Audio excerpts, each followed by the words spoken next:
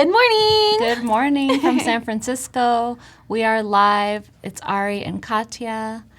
And I want to welcome everyone who's joined us. Many of you may have been here since earlier for the Photoshop Daily Challenge. So let us know if you watched that with Claudia. That was really fun.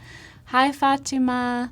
Hi, Davide, Michelle, Mara, Dana, Mark Jacobs. Yeah. And Ari We're very is honored. The bomb. Yeah. Philippa. Hi. Wow, that hair. Philippa loves the hair. Yay. Jordan.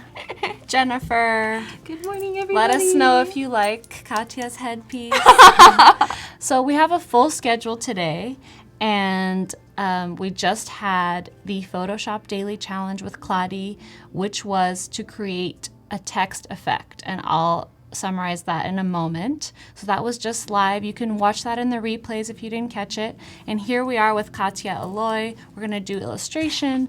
Andrea Hawk will be next with the XD Creative Challenge, and then Heba at noon for a user interface XD stream.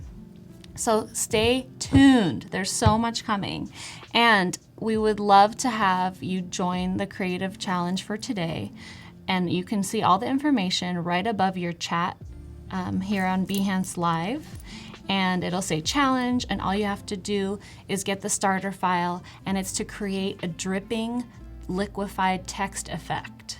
It's really simple. Watch the replay of Claudia's stream earlier. It was beautiful. And, yeah, it was really cool. Mm-hmm. And you can share your work on our Photoshop Discord, which is our little channel here. So you can go to the current challenge. So all of the information is under Creative Challenge on this tab, and you can get all that info and then share your work on the current challenge channel. So I'm going to be checking that. We'll be checking it later towards the end of our stream. So you have about an hour to create something. It doesn't have to be perfect. It's like a great way to get feedback and share your work. So I'll be checking that.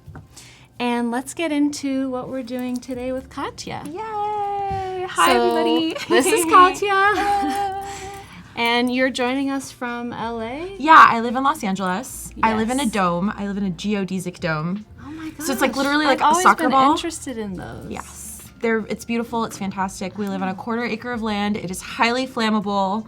So we can't have barbecues, which is a little tragic. Okay. But we have lots of flowers, and it's beautiful. So we'll come over for something else, not a barbecue. Yeah, for a lemonade. Lemonade and watering the plants party. Perfect. And you're an illustrator. I am. I am a freelance illustrator. As you can see, my name is Katia Oloy. Katia Oloy. Find me on Instagram, find me on Twitter, and all that good stuff. So what you guys are looking at right now is what I'm calling the chicken fish. And it's a series of illustrations that I've just recently gotten into. They're really fun and a little dark and gruesome at the same time. So that's all you need to know about me. Fun, but dark and gruesome. So let's get into it. My life, my story as a creative professional started at Disney as an intern on the Disney YouTube team, and I ended up art directing for It's a Small World, the animated series. Oh, I did a lot of character designs for that. Highly recommend it. Check it out on Disney.com, DisneyVideo.com, and I think there might be 1 or 2 videos on YouTube. They've been managing the YouTube channel a little differently, so I'm not quite sure, but you can for sure see it on Disney.com. It's super amazing. And then I worked a couple years at Scopely, so I've done mobile gaming as well. I've done visual development. I've done UI, which was crazy. I really love doing new things and stuff that's completely unfamiliar to me, and just wanting to learn everything about this new thing that I have no mastery in. So I loved my time at Scopely. I learned a lot about games there. Unfortunately, I got laid off from both Disney and Scopely, and this is like a running theme of my professional career. So I ended up moving on to a company called BLT, Bacon, Lettuce, and Tomato Entertainment. They are in the CNN building in Hollywood. Don't say hi because you can't get in thanks to security, but we were in Hollywood, and I worked on a whole bunch of key art. One of my favorite projects was Spider-Man Into the Universe. I worked on both the international and domestic stuff for that. I've worked on Wonder Park, Once Upon a Time in Hollywood, the new Tarantino movie. Worked on that poster briefly, but I got to see all of that stuff done by hand by this amazing artist called Chorney. So I'm very, very blessed. I've worked with very talented designers, very talented illustrators, and engineers, and everything in between. I ended up moving on from BLT and ended up at a little place called Pincraft, and they are one of 3 of the primary vendors for Disney for enamel pins. And this is a pin set that just recently came out, I think at D23 last month, in fact. And I just really, I really loved the work that I did there. It was my first time doing mechanical illustrations all in Illustrator. So you can see the mechanical here. Here, you can see the mechanical here, and then you can also see the final version. I do have a Twitch live stream where I do talk about the mechanical versions and how you illustrate for that. So that was an adventure because I had no idea what I was doing, but I was a master in Illustrator, so I was like, oh, I can knock this out really easily.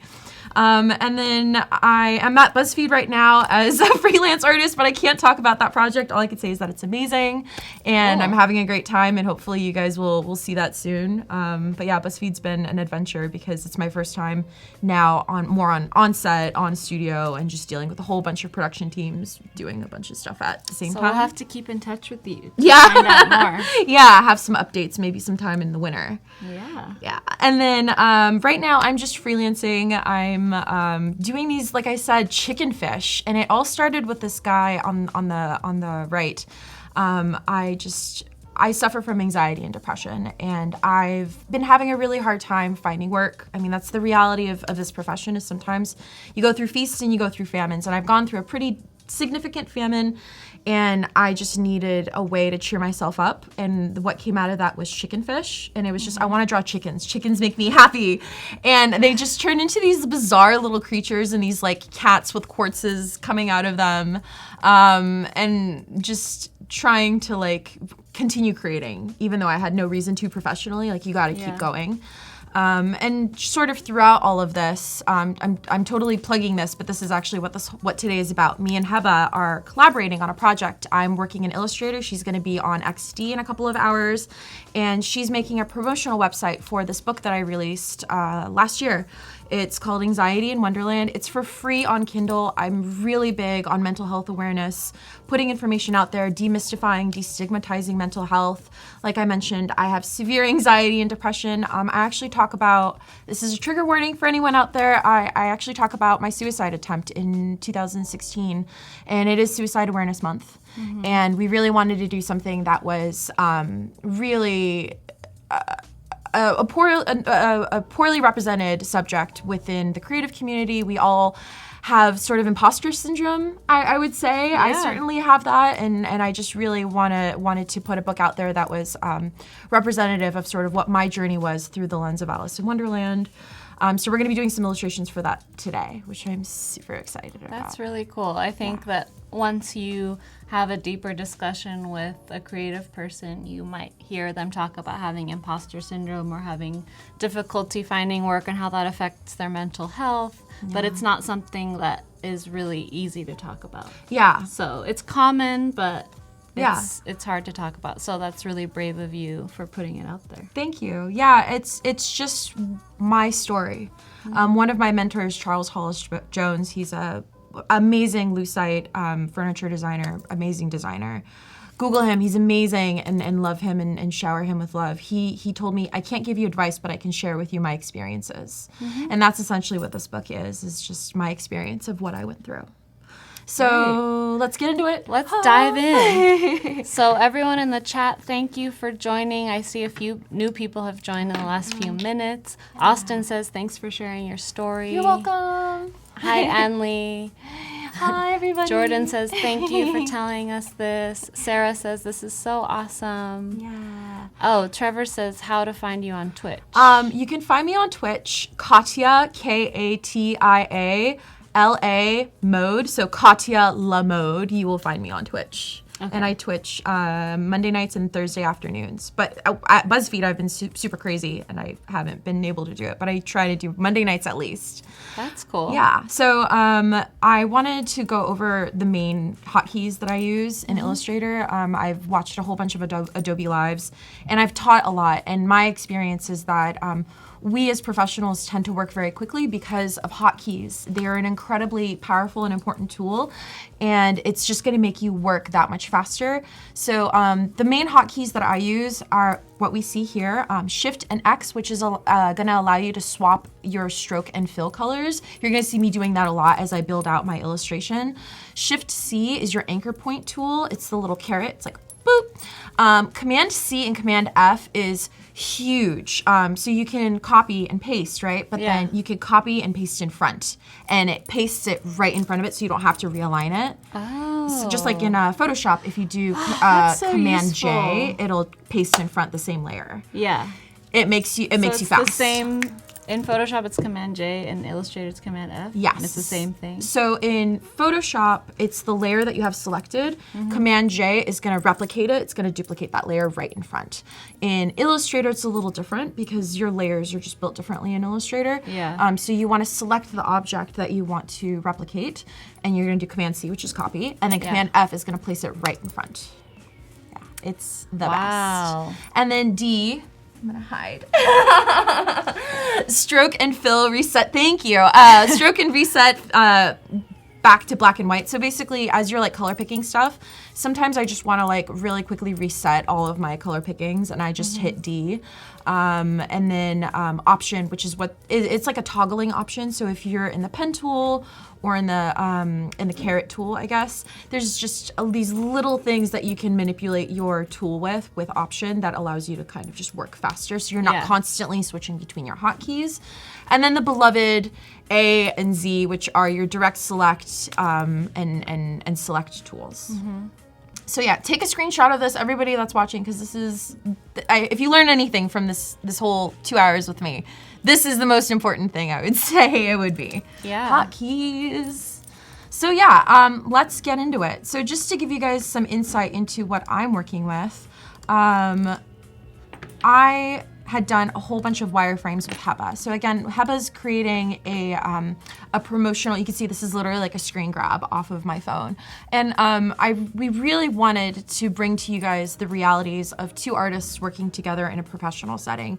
You're literally working on top of each other while the plane is flying and landing and taking off again and boarding passengers. So you need to have wireframes. And so these wireframes that you're looking at is literally, it's an overlay that Heba sent to me that I overlaid over my sketches, and it's like this constant evolving sort of process. Let's tell everyone who just joined what's gonna happen because they didn't see the schedule probably. So you're gonna be working on illustrations. Yes. And then later today, Heba will be live in XD. Yes. And she'll be creating a website using your illustrations to promote your book. Correct. Is that right? Okay. Yeah. So it's a whole day project. So keep in touch with us and watch. And you can watch the replays of Heba's if you're not able to join for later. And also, just quickly, we have the chat and win. It's going to be in 13 minutes. Oh my God. So in 13 minutes, if you stay active in the chat, you will be able to win stickers from Sticker Mule. So stay in the chat. That's all you have to do. Stickers are the best. I love stickers. It's funny how as adults we are like, oh, you have a sticker? I want a sticker. I know. I feel like I went through a phase. I was a kid and I loved stickers, and then I was a teenager and I'm like, oh, it's not cool. And now I'm like, I want all the stickers. Totally. I'm exactly the same way. So here's what I mean about flow. So originally Heba had sent me these wireframes. I did an initial sketch pass on top of it. I decided that I actually didn't like this initial sketch that I did. Once I started building the rest of my files out, I realized, oh, I don't like how this is telling the story that I want to tell. I want this to be a panel about how anxiety can kind of make you the bad guy in other people's stories. Anxiety is the bad guy in my narrative, but it's also transformed me into somebody that I don't like from time to time. I tend to get really irritable and grumpy, and I take it out on people because I'm so anxious and I'm such a perfectionist that I just will lash out. So this was a really important panel for me to show that, and I felt that the way that I had done this illustration, this really quick sketch, was showing anxiety very well, but and like my defense mechanisms, but it wasn't showing sort of the aggressive side of my anxiety. So I actually redid the sketch, which is what you guys are looking at now. And for those of you that are watching at home, which is all of you, and maybe at work and on the train and on the plane, if you look at the right-hand side right here where my cursor is, this is going to display whatever keystrokes I'm using. So if you ever have any questions about what's going on, you could just see what, like Shift C, and it'll show you exactly what the keystroke is. Because I find for me that's very helpful. And I know we have a lot of international viewers, so it makes it a lot easier for anyone that maybe English is a second language, like it was for me. I'm from the Soviet Union, so I totally understand and have sympathies for that. And also made my mouse super big so you guys could see exactly what I'm doing. Can we make your window bigger? Yeah. So we don't see. Yeah, so everything else. I guess let's get into it. And here's how I typically work. Remember I said D, and then X to swap back and forth. I actually prefer to work without a stroke, so I'm just working with white. And I will use whatever contrasting color it is that I'm illustrating on top of. So what I will do is basically just start like point and click, and then I hit Shift X, and it shows me where my line is. And then sometimes I'll like toggle it a little bit bigger just so that I have perfect visibility. So I will literally do this, and it's like, cool, I'm done with that part. And the whole reason why I work this way is because I'm constantly on a time stretch at work, and it's just endless madness and last minute. I mean, this project that I'm on BuzzFeed, like, it's been the most beautiful, like, process of just everybody working on top of each other, having to swap out from like one file to another. And like having this ability to work quickly has really served me as a professional, and that's what's continued to grant me work. So basically what I'm doing here is I'm laying out these colors and these elements. So you see I'm grabbing from my background. How did you create the background? So the background I actually painted in Photoshop. Okay. And I'm just using it. So Heba, I actually broke it up for Heba. So Heba's gonna be transitioning it, and it's gonna be like colliding with it and like living and breathing. But just for the purposes of what we're doing, we're just doing sort of the assets that live on top of it. Okay. And then, oh, I didn't mention this, but another really important hotkey is Command bracket. And that's going to, did I lie? Am I lying? Am I a liar? I'm totally a liar. When, like, putting things on top of each other? Yeah, I thought it was Command bracket. Am I crazy? You're not crazy. I mean, that's what I thought. Yeah. Okay, so Command bracket. It's just like a party right here on the far end. God, they're it's like this. Flower. Just to bring that first layer that I had made to the very top, because it's going to be the top element. Yeah. And then you see I'm doing Shift X to just like flip that stroke around, and then we're just gonna bring it up just a bit. So now that I've created all these really disgusting weird shapes, and everybody's like, seriously, this is your Illustrator professional? Yes, get into it. This is when I go into Shift C to get into my anchor point tool, and then I start manipulating it and softening this out. I find that this is a much easier, much more efficient way to build your shapes in Illustrator. And the reason for that is because we get so caught up, we as creative professionals, we get so caught up about making things perfect and beautiful that we forget to really embrace the chaos of art and sort of and focus on the shapes and the feeling and sort of the energy of what we're trying to accomplish. So I found it always much easier to do it this way. And also, we were talking earlier, my mother was a designer at Mattel.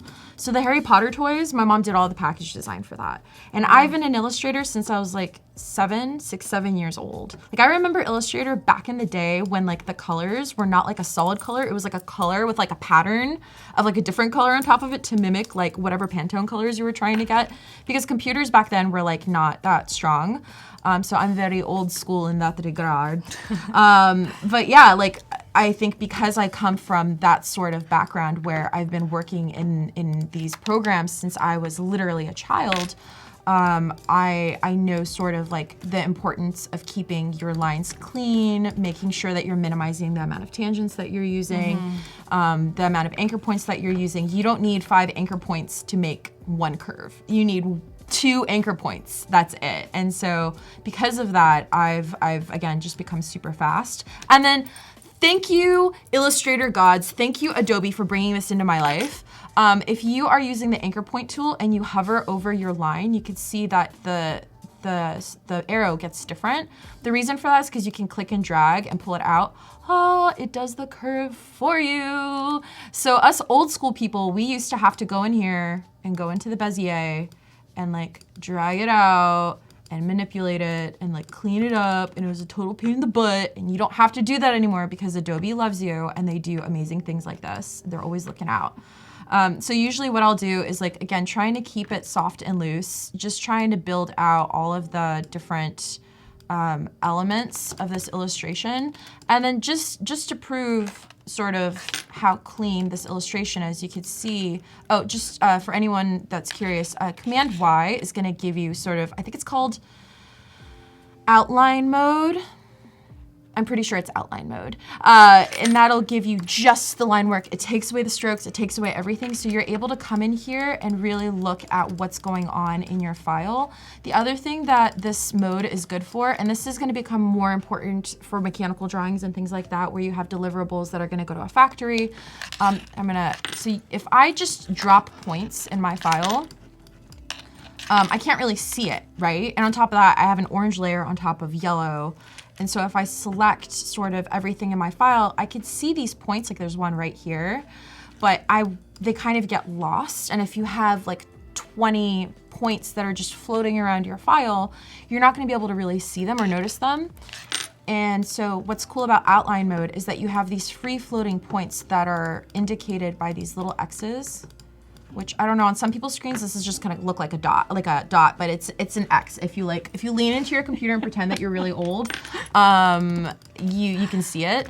And there's a couple of different ways to handle that, but I think that there's like a remove stray points sort of thing that I like, how I like bring up this thing that I'm like, oh yeah, there's remove stray points. Then I'm like, but I don't remember where it is, but like you just know that it's in there, and like you can. Someone in the chat will know. Yeah, but tell us where to remove stray points. I tend to not have stray points, so I don't have to look for them that often. But when I do, I usually just use outline mode just to be sure, because I don't trust the computer. That's really important, because you don't want to send something off that has all these weird points in it. Totally.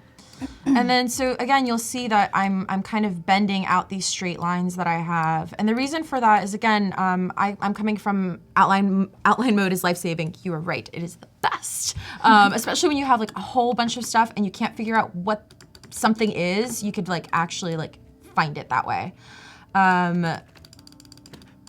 Coming from an animation background, I think a lot about sort of the silhouettes and what the actual like object shape is and what is that communicating to me. So that's also the other reason why I like to work this way, is that I'm keeping it super simple and I could build upon it from here. So let's go in here, and it's also just a really quick and efficient way to just be like, cool, we did that, cool, we did that. Because I know a lot of people, when they put on lines, they're like that, and then like that, and then, oh, what if I don't want it to be like that? And then they're like, and like they start to panic, and it's just like frustrating. So like, this is just a much better, efficient way, and I'm done talking about how efficient it is. Moving on. Because I like to work in outline mode and also just work in strokes, this is where that Shift X comes into play, because sometimes I just don't want to be looking at it, but I want to know that it's there.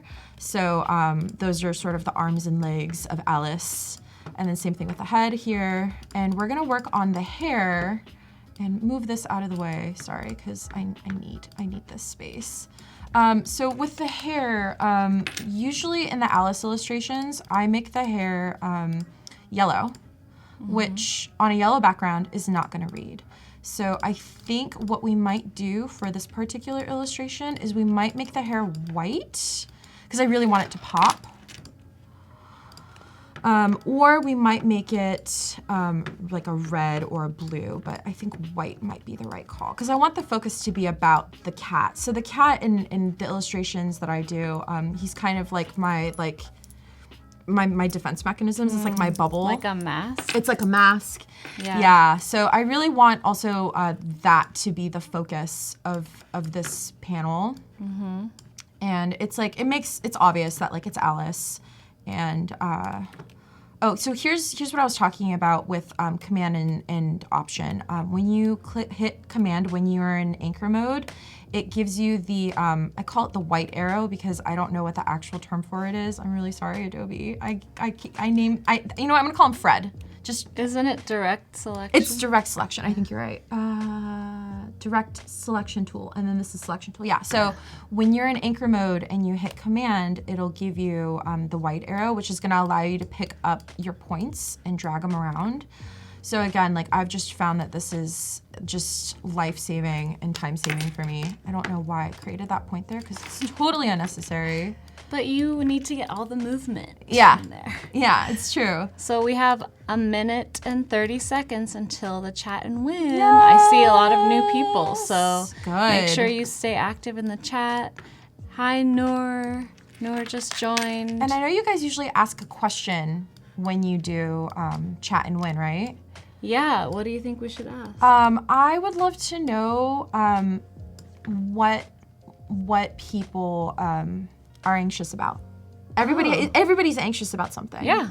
So when we do chat and win, tell us. Somebody's calling me. Stop calling me. When we do chat and win, busy right now. Busy. When we do chat and win, I'd really like to know like what people are moving through. You know, because I feel like we need to embrace each other, and I think again demystifying our fears makes them less powerful. I think that's true. Hi, Val. Hi. Hey, Alex. Hi, David.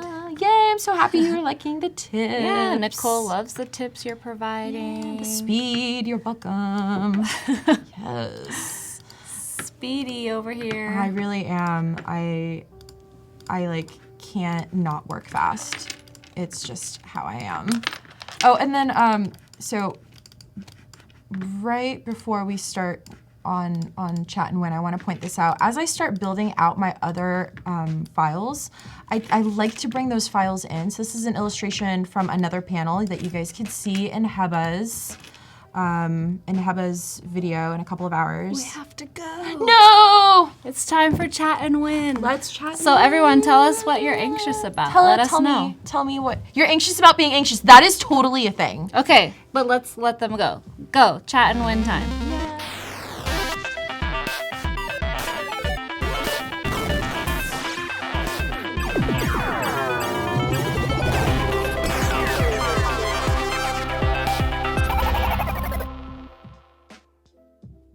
You can keep it. Cooties. We're back. We're So back. let's see, who's telling us? What are you anxious about? We had somebody say I'm anxious about being anxious, which is totally a thing. Dana. And being on camera. And hi, Carolyn. Hello. Lindsay, about having people in my home. Oh my yes, gosh. that's shared by most people, I think. Yeah, I definitely get anxious. Oh my God, having a baby number 2 in a few weeks. Congratulations. Oh my God, but I'm Carolyn, sure it's a yay. lot of preparation for the new baby. Yes. Blank paper makes me anxious. I think a lot of artists have that. And in my experience, when a client's like, oh, just do whatever, you have a blank canvas, I'm like, like we need parameters. Yes. And so Jack is anxious about deadlines. Deadlines, yes. Michelle has butterfly phobia. What? Oh my God. That is fast. I'm going to Google That's that tonight. interesting. Hi, Lee. It's just about not winning stickers. Oh, Felipa. Yeah. You won. So, Yay, Felipa, you win 100 custom stickers from Sticker Mule. And for those of you that didn't win, you can still get a discount, so you can get 100 stickers for $1, I think. So you just go to stickermule.com/Adobe Live 19. 10 stickers for $1, not 100, sorry. That's why I said I think, because I knew I was wrong. Inflation, you guys. You got to add and subtract zeros in this day and 10 for age. $1. So thanks everyone for joining and telling us, opening up to us. That's Yeah, really cool. thank you for sharing that. Like I said, like sharing sort of your anxieties. And I've been, somebody said I'm anxious about being on camera. You know, I've spoken at Creative South as an MC and as a speaker. And in fact, I'm going to be at CropCon in November in San Diego. And I get anxious. Like I'm here on camera and I'm like, yeah, I'm having a great time. I got 4 hours of sleep because I was anxious. Like that's totally a thing. And I think if you surface your anxieties and just say like, this is where I'm coming from, it makes you more human. And then if you do flub up, the other person has like context for like what you're going through. Totally. You know what I mean? I had a dream last night that I didn't get here until 11:30. Okay. And it was already over. Oh my God. That. And I would make woke me up crazy. and like everyone was texting me, why aren't you there? Like, Katia's by herself. Don't know. leave me. I had an anxiety dream. Most of my dreams, I talk about this in the book, have been like tsunamis. Whoa. And I don't want to get too descriptive, but like, this project that I'm on at BuzzFeed, my producer, CJ Longhammer, I love you, you're amazing. We were talking about being on this project together and how, it's stressful, of course, because that's the nature of deadlines and work and intense projects. And he's like, I feel like sometimes people think that I'm superhuman because I like don't panic. And I was like, I feel the same way. And I think it's because I literally have nightmares every night.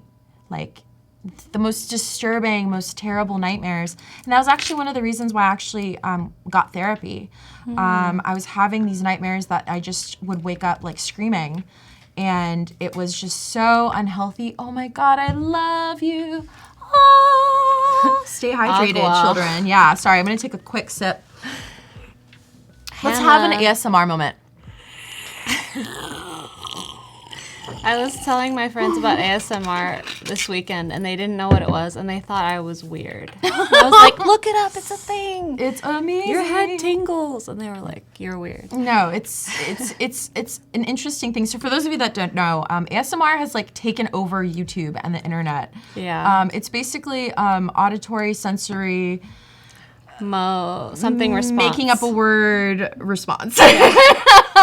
And it's basically, some people get basically synesthesia. It's where you're getting one sensory input, but then you're getting a different sensory stimulation from it. Yeah. And so like the sound, Jeffree Star does a lot of ASMR. He's like a really famous YouTuber. And so like he got new veneers or something. So he's like chomping his teeth and like clicking his nails. Like it's fascinating, the ASMR like culture It's weird. on YouTube right now. Yeah. But I'm into it. I'm like, I never knew that other people had that. I thought it was just me because like when an adult would read me a story when I was little and the pages would turn and they were talking quietly, I would feel like, oh my God, I'm really relaxed and my head is tingling and like, what is happening to me? And I thought it was just me. But then I figured out it's a thing. I love that. Yeah. Okay, so just for you guys, I chose to make a layer that is orange on an orange background, so you could totally not see any beziers. So if you find that you're running into this problem, what you do is you double click on your layer and you have layer options that come up. And what you can do is you can change your bezier colors. I tend to always work with black because my color, I tend to work on stuff that's like super, oh my God, thank you to Jorge. Or who just, Mark Jacobs, thank you for that link. That is perfect. Autonomous sensory meridian response. I thought that was just like a geography thing. I think it's because your head is like the earth. It's round. So Oh, there's okay. a meridian. That makes sense. Oh, and then you'll notice for some reason, so everything's locked into this layer, right? Everything's on this layer, but if you change it on like the mommy layer, as I call it, it doesn't change all of the other ones. So now what we have to do is double click on this one, there we go, and we're gonna change it to black. Okay. Now you guys should be able to see that a little bit better. So when you're moving through and you're like adjusting your corners and you're making your soft lines and whatnot, I find it's really important to break the corner and create this sort of shape. And sometimes what I'll do is I'll grab the edge and I'll make it like really soft like that, and I'll like just click once with your anchor point tool and it'll take that bezier away completely. And so now this bezier, this curve, is coming from this point right here. So it's just like tiny little Illustrator things that are really helpful. And then as we were talking, I kind of buried the lead. So you see this like beautiful curvy swoopy thing that I have. Get out of here, Pathfinder. Nobody even asked you. Okay, you see the curvy swoop at the bottom of this dress. This has kind of happened to me by accident, but being able to create curves was actually really difficult for me for a while because I couldn't quite get it to do exactly what I wanted to do. And you could see I'm just blasting through everything. So I found that one way to make really beautiful curves is to either create sort of the zigzag sort of situation where it's like this, and you're like creating sort of like, right? Which might be exactly the look that you're going for. Another way that I've found to be quite handsome is I block out the bottom of the dress like this, and then what I'll do is I'll hit the plus sign, or equals, I guess is showing what the key thing is. I'm gonna move this here so that you guys could see maybe the keystrokes a little bit better. So now that I've created this line, I will add some points to it, and then I'm gonna take my anchor point tool, and what I'm doing is I'm holding down shift so that it'll give me a 45-degree angle every time, and it gives you something that's gonna be a little bit more uniform. Yeah. So just for anybody out there that's looking for different ways to do curves, I find that the second way is very efficient and works really well for me. So we're gonna replicate it again here for the apron. So this first one, I kind of did like the zigzag, right? But for here, we'll make it just like I just did. And you'll get some really beautiful, pretty consistent results with that. I don't know what just happened.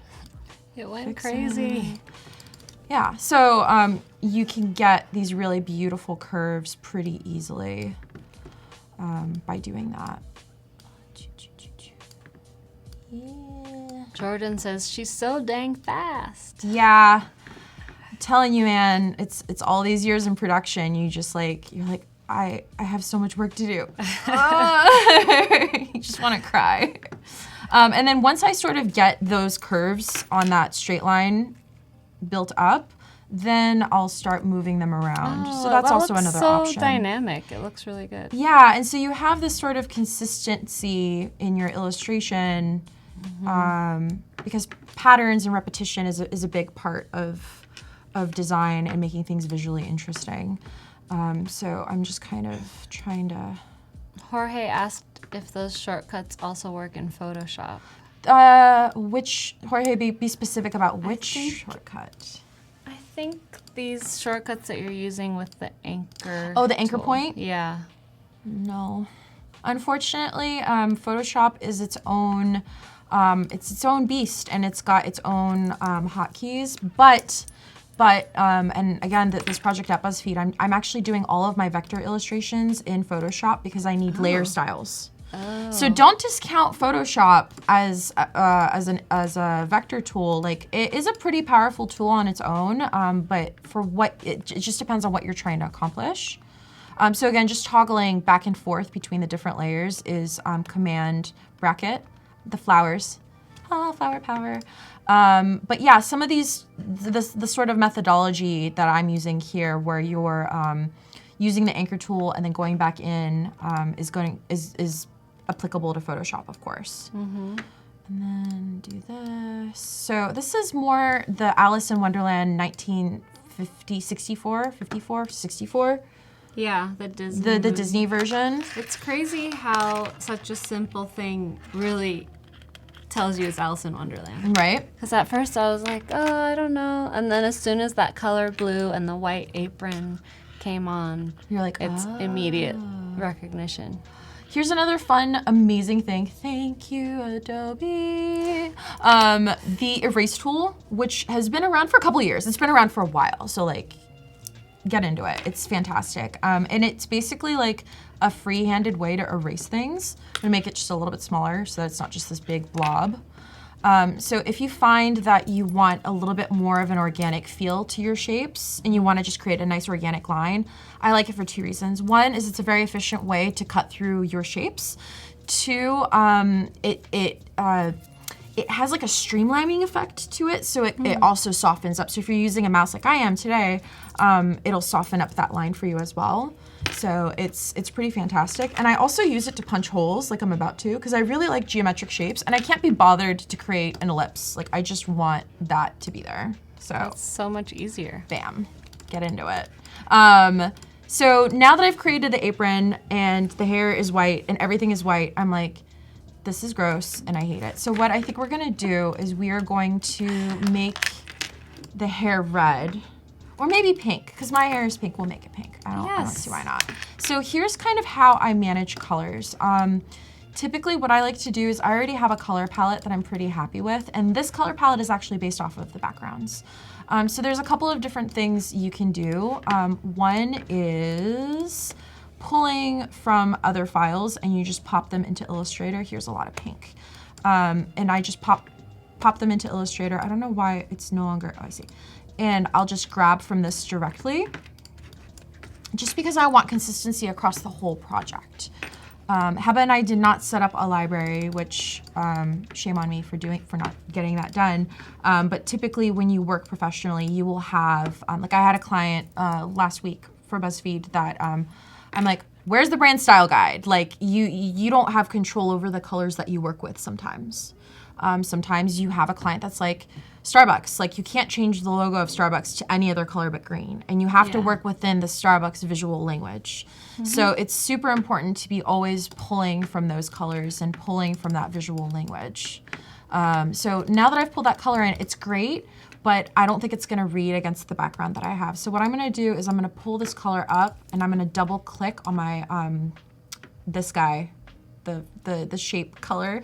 And once you get into Color Picker, you can, I know a lot of people like to select colors from the gradient. I prefer to be a little bit more precise in saturation and brightness, and I'll just ramp up saturation.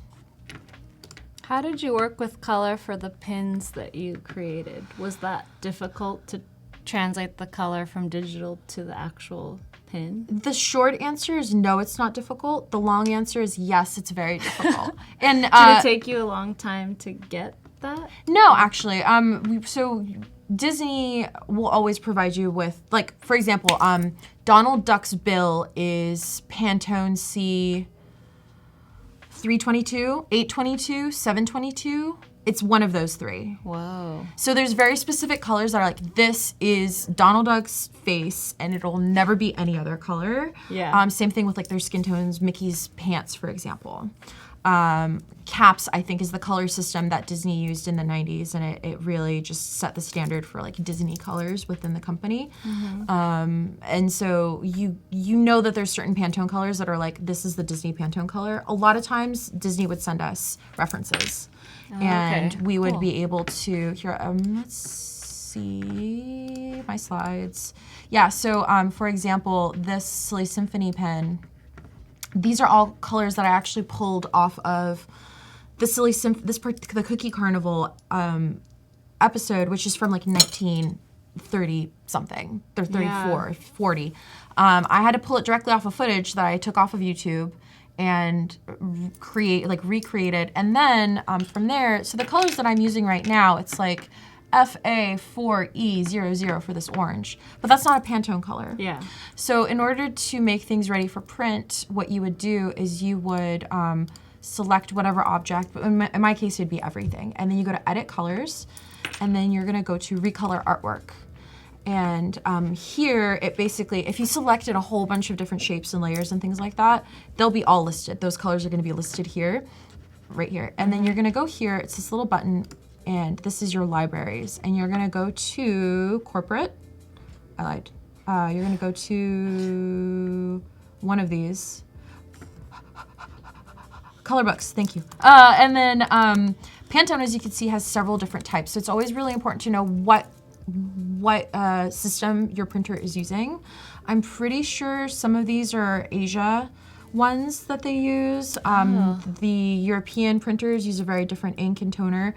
So in the United States, we tend to work with Pantones. And then, and then there's different types of Pantone. So when I was working at Disney, we worked with Pantene Pro V, a Pantene solid coated. So what ends up happening, and then you hit OK. Something's making a sound. It's like, I don't like that color. So now what's happened to this color when you hit OK, now when I double click it, cancel. Now when you go to, oh, I'm looking for this window, my color window. And then I want to go to show options. It now displays Pantone 1655C.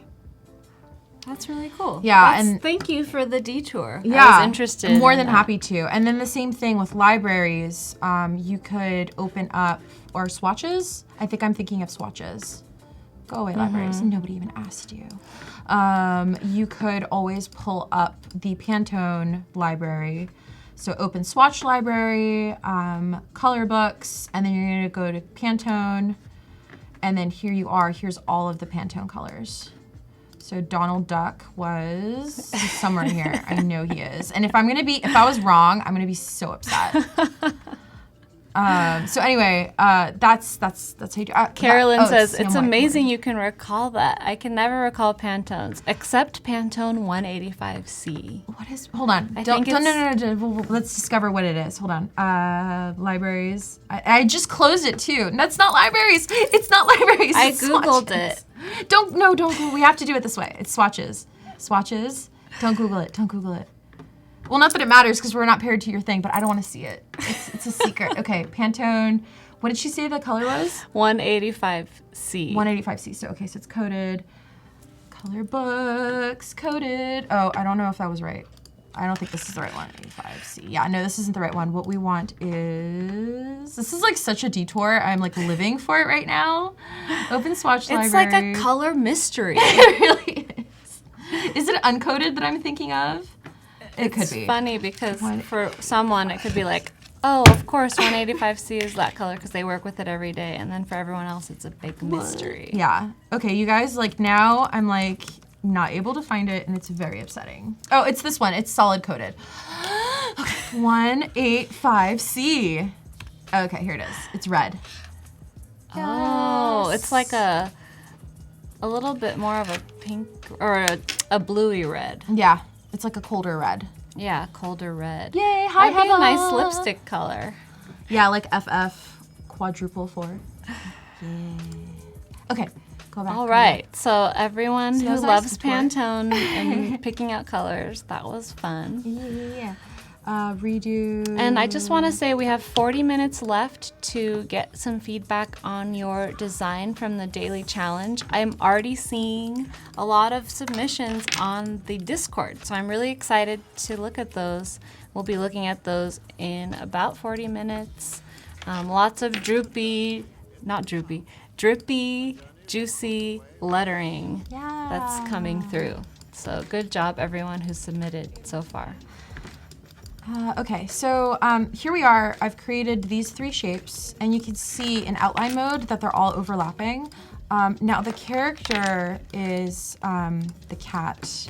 You can see her. I'm just gonna like take the stroke off of everything. Remember, just for everyone that maybe is tuning in a little late, the hotkey that I'm using for this is Shift X. I like to work in the solid color with no stroke, so that I can kind of hide it when I'm like what's the word I'm looking for? Tracing, I guess, or building out files, just because I want to be able to see the bottom of the cat's face.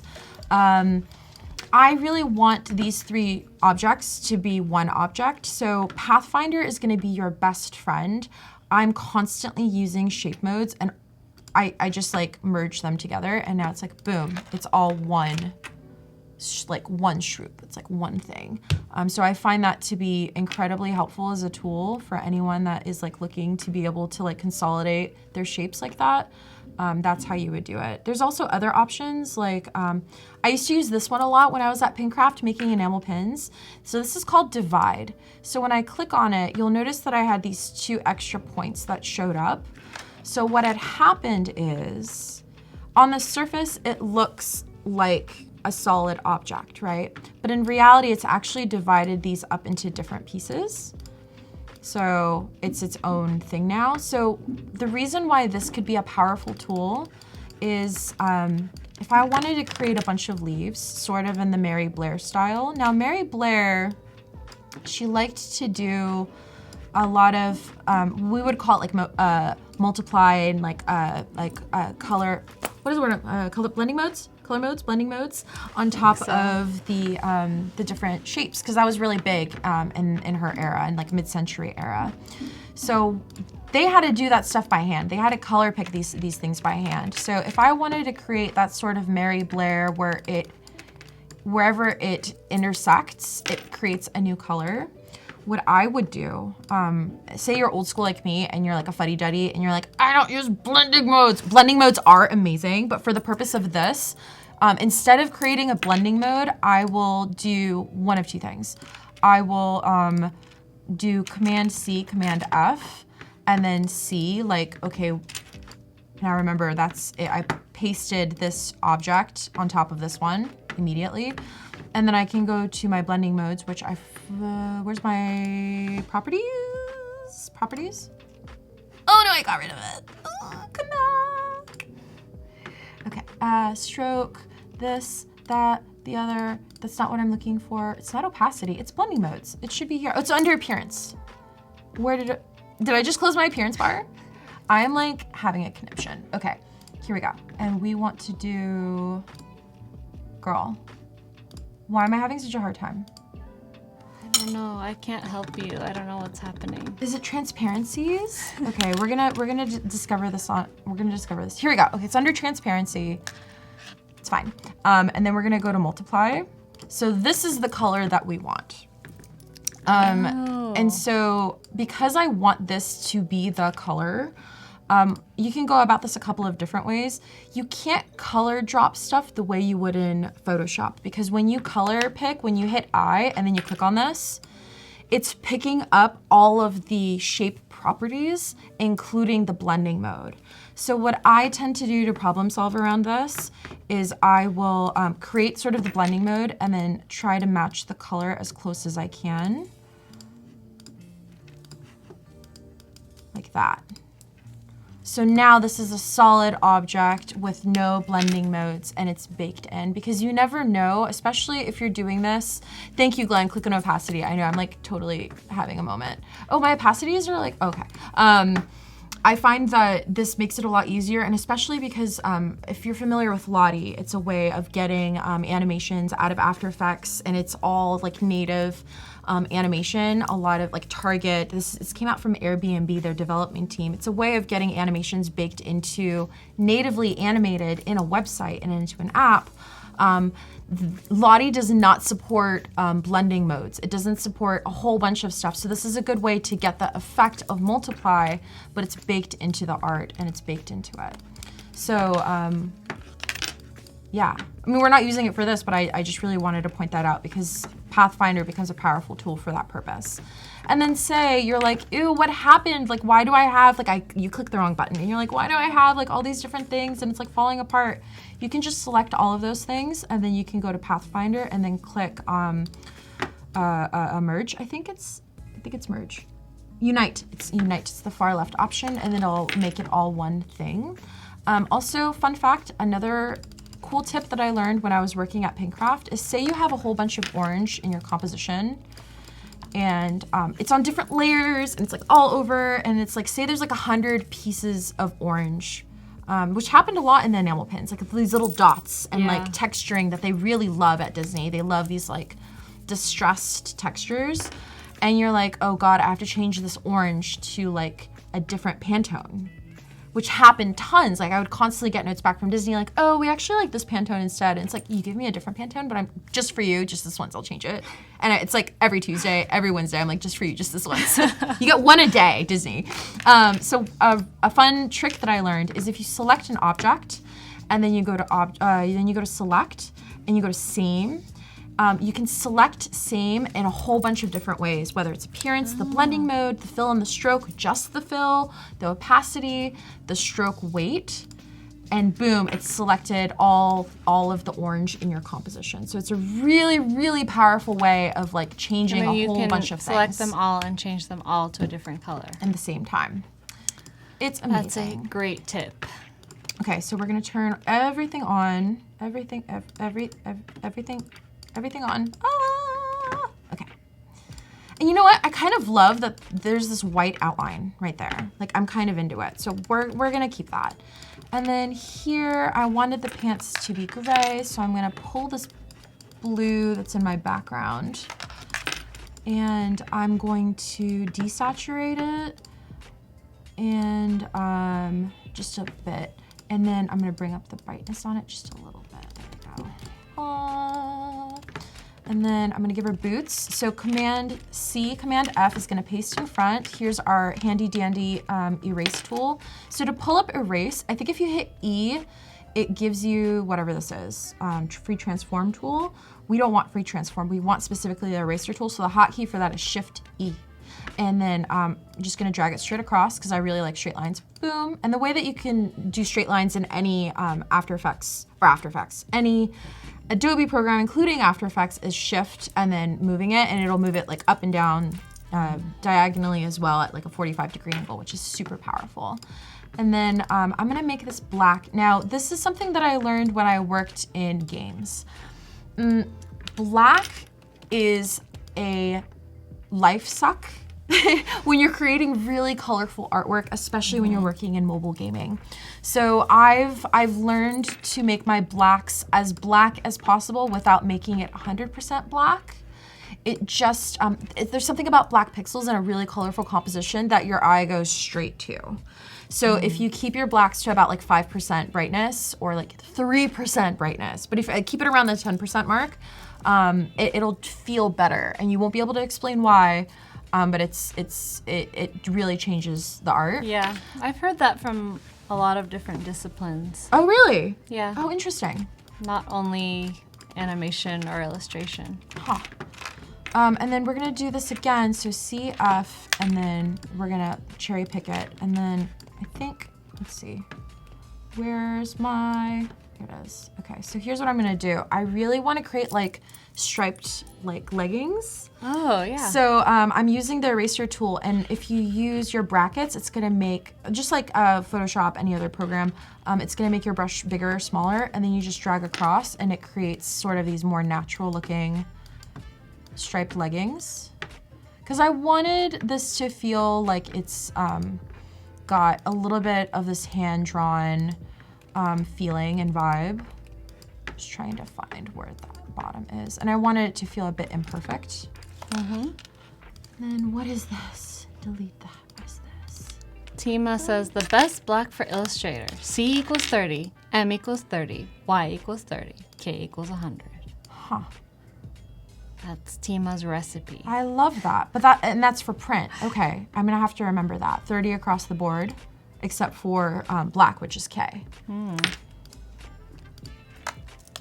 I think that's a really good point. Thank you so much for that, because I really think that we don't talk enough about color modes. And for me, I'm a digital artist. I work largely digital. And for a lot of people that are watching right now,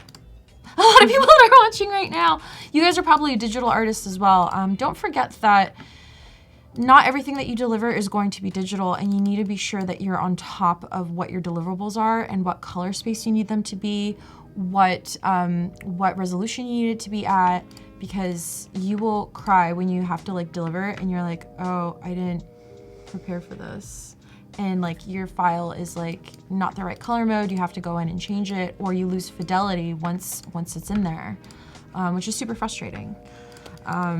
Here's another reason why I like to pull like pieces of a different file from the main project, is because I like to steal elements, and one of those things is the stroke weight, things like that. I'm lazy and I work fast, which is probably why I learned how to be lazy. But I don't wanna like fuddy-duddy and like remake what my stroke preference was for this project. So if I have an illustration that's already done with the stroke that I want, all I have to do is cherry pick it with the eyedropper tool. So let's do this so that everybody at home can see what happens. So right now I have, let's make this stroke like bright blue.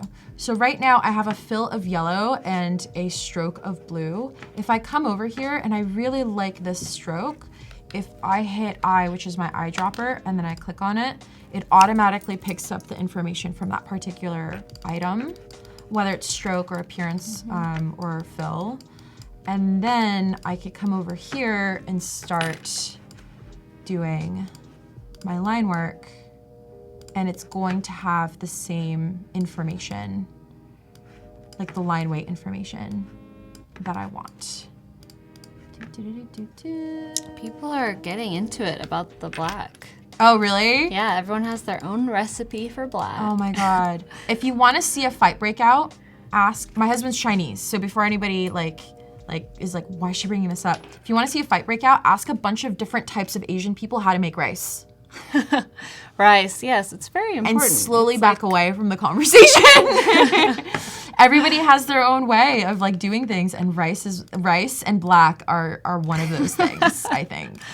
Yeah. Black, I think, is really fascinating. Well, everyone uses it. Yeah. So it's just like rice. Everyone eats it, so they have their own way. And Lindsay said she works in a print shop, and she said, if you send us something with any of those combos that were mentioned, we'll change it to give it a slight blue tint, which ends up looking richer without causing problems on the presses. Interesting. So they just change it because they know it'll look better a certain way. So what Lindsay's saying is all of this hard work that we're doing to change the blacks around is for nothing. No, I'm just kidding. No, actually, again, growing up, my mother was a graphic designer, and I would go to the printers. The smell of a big print studio, it brings me back to my childhood. Yeah. And anybody out there that's doing print work, like, you have to be friends with these people because they are geniuses. They make your stuff look good. Just like actors tend to say, it's not me, it's my editor. It's the same thing. It's the exact same thing. Like, find a good printer. That's why I think the sticker giveaway you guys do is so great, is because like they make great stickers, and like it's backed by Adobe, and like you gotta go with the best because like they take care of you. So that's a pro tip. Now I know. Now you know what I'm gonna do? I'm gonna make all my blacks purposefully red. And be like, see what happens. My black is too blue. And just see, like, will they change it? Because then if they don't change it, I'm gonna be like, oh, you don't love me. You don't want it to look rich. Lindsay says, I would prefer we did 30s across the board. It has become the industry standard as far as I know. So maybe her specific place of work is doing it differently. I love that though. How interesting. I love that. Oh, now Noor said another fight is it pronounced GIF or GIF? GIF. I say GIF too. Graphic interface file. Get into it. Fight with us if you think it's GIF. Well, apparently the inventor of it says GIF. So that's what the GIF people have as their main argument, from what I've experienced. So here's the thing. You know My Little Pony, right? Everybody knows about My Little Pony and Brony. So there's this like giant, for those of you that are not aware, there's this huge following of the animated show My Little Pony.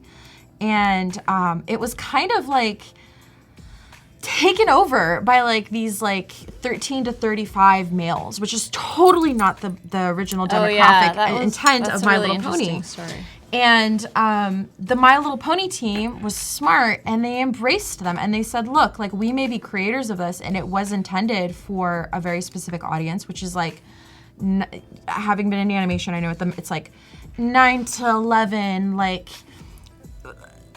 adventurous girls, like, you know, and so that's totally not the demographic that My Little Pony was built for. But the My Little Pony team was like, okay, because you reach a point, and Star Wars was certainly like this, Disney was a lot like this, and when you work for companies like that, you have to be aware that your baby is no longer your baby anymore. It belongs to the social conscious. It is a huge part of pop culture, and I feel like GIF is very much the same way. If the majority of people are saying GIF and YOLO, we're putting it into the dictionary as GIF and YOLO.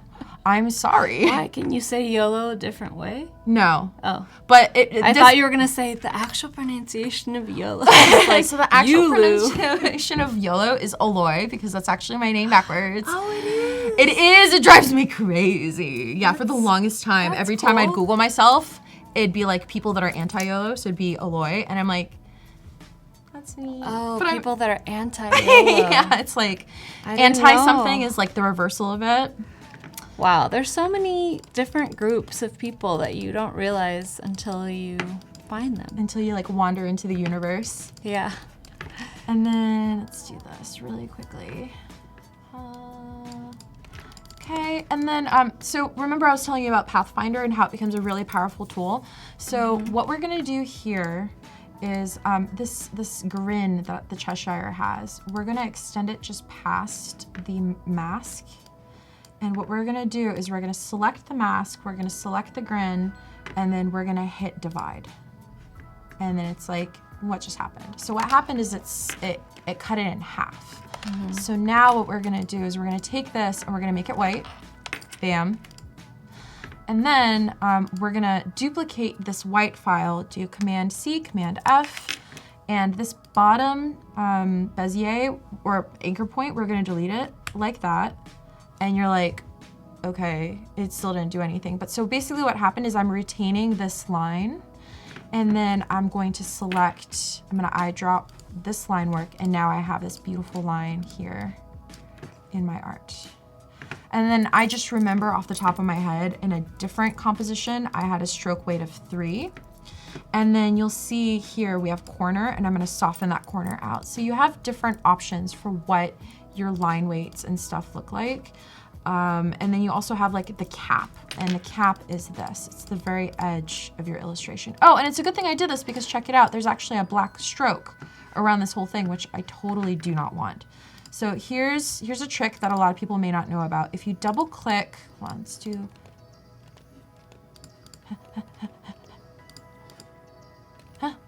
double click on this, double click on that. Okay, so let's see what happened here. So it looks like there's a black stroke on the bottom and the top. And yeah, then they create a little yeah, so we got rid of thingy. that. Now we want this one here, and then I want to bring it to the very front. So another way to bring, especially if you have like 100 layers, you don't want to be sitting there like command bracket, like flower power all day long. You just do right click, arrange, bring to front, and that'll bring that stroke to the front. And then what we're gonna do is we are going to try to select it and try to select it, which it doesn't want me to do. Here we go. What is this? There we go. And I just want to be sure that my corner is softened out, and I want the width to be a little bit thicker. And for some reason, there we go. And since we're still in isolate mode, I'm just going to build the rest of the teeth out here. Excuse me, why is the stroke so big? I want this stroke to be a 4. Haha, or 3. There we go. Ew, 3 is too much. Because now it's just like, yeah, too very aggressive. So let's keep it, let's see if maybe like 1.5. Crap. Or 2. I just want it to be a little bit thicker.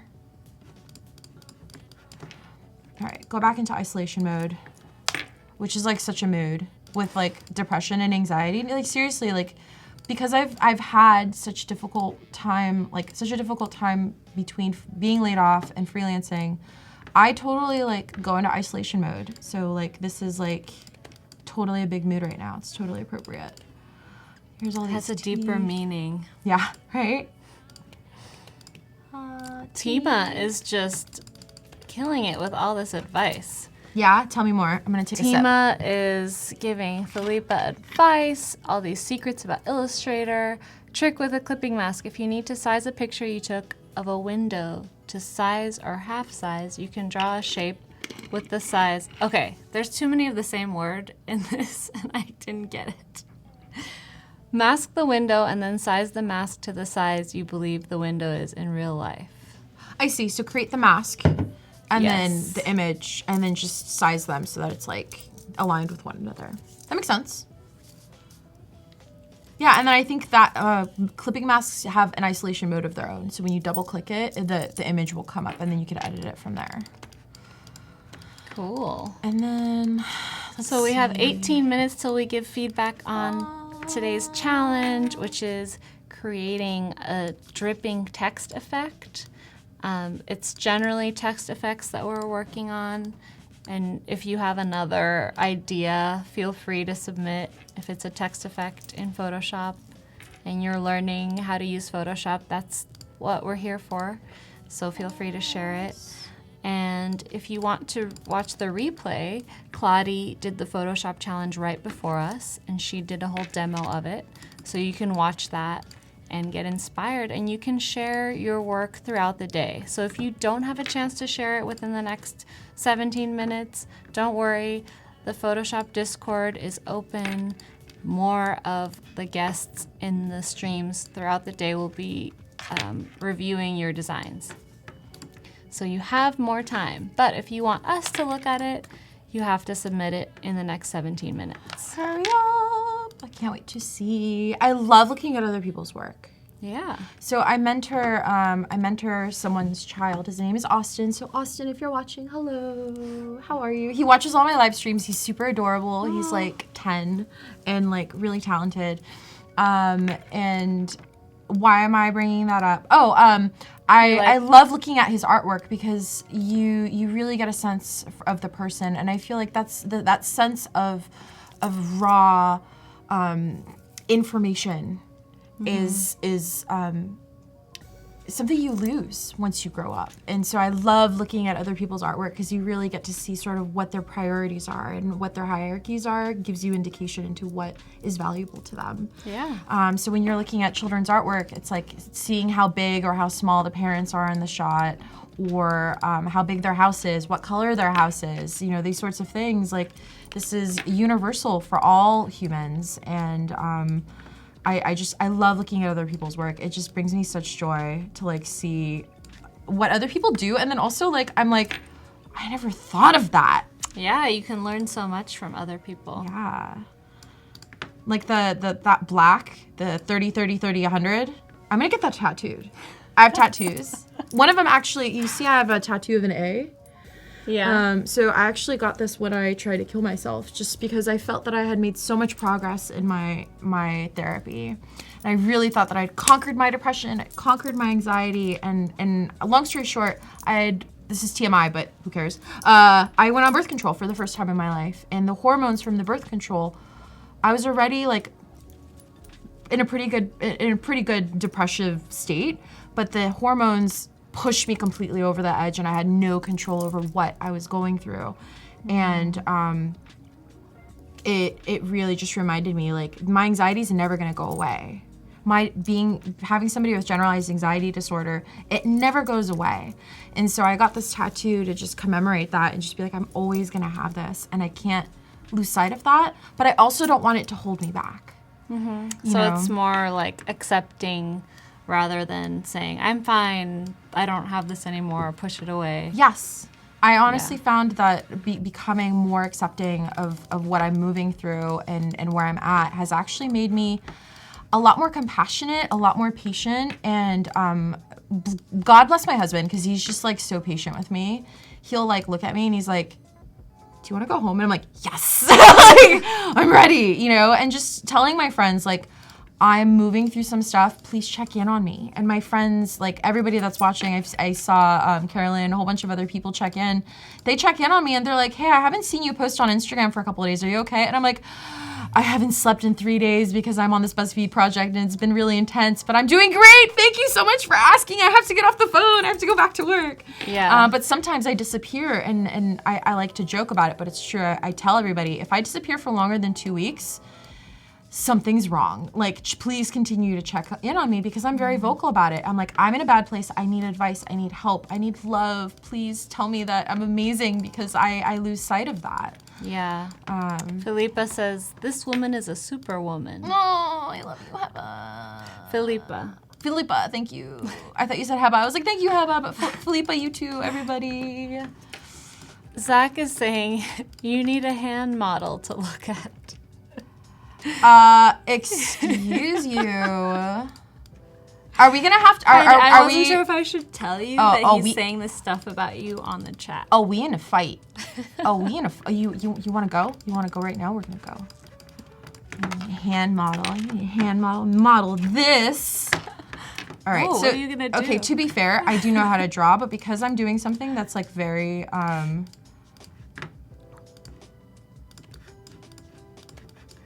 It's a style. Like, you're not trying to do a style. realistic Relax. thing. But you know what? You've insulted me, and I'm going to cry. No, I'm just kidding. She's taking it really well. I'm taking it very well. I handle criticism very well, you guys. She's a role model in how to handle criticism. No. I'm gonna design a hand. So 2 things. One is I'm drawing in a style.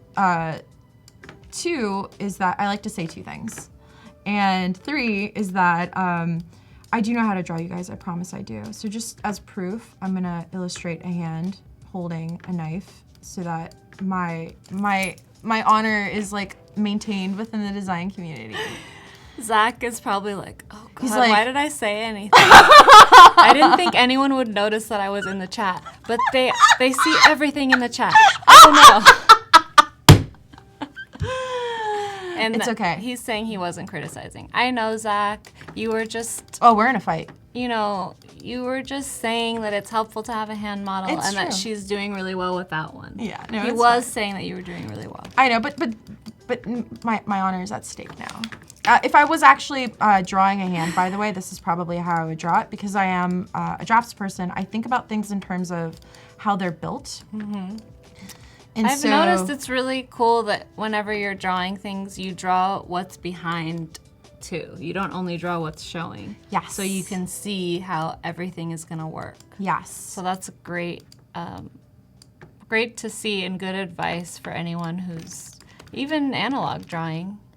You know, you wanna know when you're sketching, you need to know what the background really is. Yeah, I mean, it's all about having structural integrity and understanding sort of how things fit together and how they work. And we're totally getting off on a tangent, but like now I'm kind of like, I'm like so like into this hand right now that I'm like, ooh, like I'm having a great time. This orange hand. This orange hand. But yeah, no, when I draw, I really do. This is actually how my brain works. I'm thinking not just, okay, I'm seeing this hand. How much? Okay. You can see it. So we're seeing this hand, right? So the foreground of it is going to be this part of the hand, right? Like the knuckles and then the fingers, but the fingers are curled behind there, right? And then this thumb is behind this, and then you're gonna have a knife coming through that. So I've found it makes a lot more sense to build the foreground and the background and the middle ground of these elements so that you could have... Zach is going viral. Is he really? He's like, he's making the SoundCloud joke. He's like, now that everyone's laughing at me, I should start a SoundCloud. I told you we're in a fight, man. But you could see Don't tell us things. you pronounce it GIF, because then we're really gonna be... Oh yeah, Zach, you need to tell us, is it GIF or GIF? Sound off. Because we will forgive you if it's GIF. Yeah, okay, yeah, I like that. If you agree that it's GIF, you are forgiven. And hello, Matthias, welcome. There, are you happy? Are you happy now? I've handled really criticism so well, you guys. You did really well. Thank you. But seriously though, on the subject of criticism, we are going to be doing reviews in a little bit. Yes. Which is super in exciting. 9 minutes. Yep, and that is a huge part of, I don't even care about this anymore. I'm literally like, ooh, what if we do like a ring? And like, we should probably draw the knuckles now. I'm like, this is fantastic. I actually love this tangent now because I'm just like, this is actually how I would do this thing, and it's really fun. Zach says, it's whatever you said it was. He's getting in line. Oh my God. I'm gonna cry. I am gonna cry. Zach, your trajectory on the stream has gone from, 0 to 100. I'm sweating. I'm sweating. We started out misunderstanding you, and now you're our best friend. And for anyone that thinks that we don't read the chat, now you know. Oh, we read the chat. We read everything. Unfortunately, sometimes I don't have time to answer everybody, but I'm reading. But we're answering you. I'm keeping it in mind in case I have a chance to talk about it. Mark says, I want an MP3 of Katia's laugh as a ringtone. Thank you. I want it as like my alarm clock because I'll wake up. I have a friend of mine that tells me that I scare children.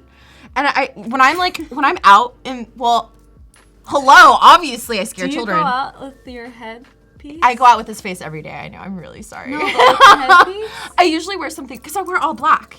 I wear all black so you all the time. Keep it interesting up here. Yeah. So it's got to be like, hold on. Pink socks, black shoes. Oh, but look at my leggings. Look at how amazing my leggings are. Oh, it's like the phases of the moon. Yeah, because we're approaching Halloween. Yeah, so I like to wear, oh, thank you. You're full screen. I'm like doing a full burlesque show on Adobe Live. You guys are never going to ask me back. They're like, I'm just wearing jeans. Who was that burlesque girl? But hey, we're wearing pants. We are. Now you know that we're fully clothed, which we is have legs. great. And we have legs. Adobe's like, who is this crazy person we let into the building? We're getting rid of the hand. I've proven my point. But no, seriously though, when it comes to criticism, you can take it a couple of different ways. You can take it very personally. I see you. Or you could just be like, okay, let's try that. And that's typically how it's been for me personally as a professional, is like, how do you feel about this thing? And I'll be like, I have frustrations around this. I'm concerned about that. Like, I try to give criticism in a way that's helpful and not necessarily going to destroy somebody. And that's because I actually had a really bad experience. I gave criticism to a junior, and apparently she was terrified of me after that. And that really taught me the value of really getting to know what certain people can take when it comes to criticism. And but also it could have helped her because maybe she didn't think she could take it until then, and now she's gotten over it. Yeah, and honestly, you have to have tough skin. Getting criticized to get over it, because it's happened to me too. Like, I've had times where I'm like, oh my God, I can't cry right now, but I feel like I want to cry. Oh, I'll just cry. But I know that this person doesn't hate me. Like, even though it's self-evident, like, this person isn't criticizing your personality or you as a soul. They're criticizing your work. They're just criticizing your hands. Like, your impulse is to be like, they hate me. Yes. Absolutely. So that takes a while to get over, I think. It does. And I think just in the spirit of sort of like being silly, like, sure, I'm like, you've insulted my honor, I will fight you. But like, the reality of it is like, people are always gonna have something to say about your art. And I know at the end of the day, I can draw hands very well. I just wanted to show off and be like, I could draw hands for realsies and not just in this style in Illustrator. Because that's the other thing too. I think a lot of people are a little afraid of Illustrator because it is such a highly technical, illustrative program. Yeah. Don't let that stop you from really capitalizing on how powerful it is. Once you sort of understand that the computer is dumb and the computer only wants to do this one thing, then you're like, oh, you really want to do this one thing? I'm going to let you do that one thing, and then I'm going to bend you into submission because I need you to do this beautiful thing. And it's this very delicate balance of like, I had an instructor that called it RoboCop and Svetlana, like the ballerina. Yeah. And we all know RoboCop, he's like, RoboCop. And it really being a professional designer is like, sometimes you have to fight the program and be very technical about what you're doing. And then you got to be Svetlana and be like, right? Yeah. And make it beautiful. And so I prefer to work in Illustrator, sort of this ambiguous style, because I think it's interesting and I think it's fun. And I only have an hour with you guys, so I have to do it super quickly. But there's these amazing illustrations that people do and technical drawings for like scientific books and things like that are all done in Illustrator. So don't think that just because Illustrator isn't Photoshop that you can't achieve the same beautiful things. It's just a different process to get you there. So yeah. Jimmy says, I wish leggings were more acceptable for men because they're so comfy. I need to introduce you to my husband. I think that they're acceptable. I see a lot of men wearing leggings, and who cares if you're comfortable? My husband does Brazilian Jiu-Jitsu. I've done martial arts my whole life, so I'm pretty excited that he's gotten into a martial art finally. He wears leggings from Forever 21. the women's section. We have a matching pair of leggings, which we can't wear the same thing. Yeah, that'd be can't. too much. But we do have matching leggings. And he looks amazing in leggings. So you wear those leggings and be like, I'm going to Brazilian Jiu-Jitsu. Do you want to fight me? Because I will fight you. Get into it. Jack is a medical illustrator that used Adobe Illustrator to create textbook illustrations. See? At his last job.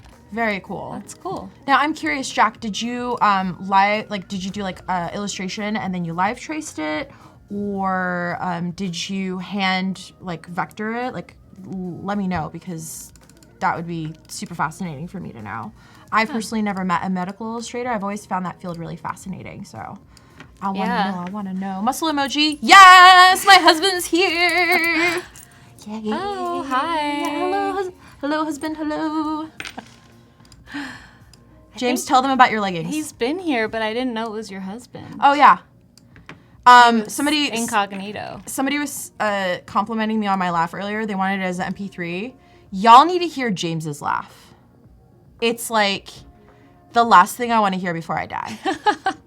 I'm dead, and I'm not even joking. It just when James laughs, I'm just like, how could there possibly be anything bad in the world?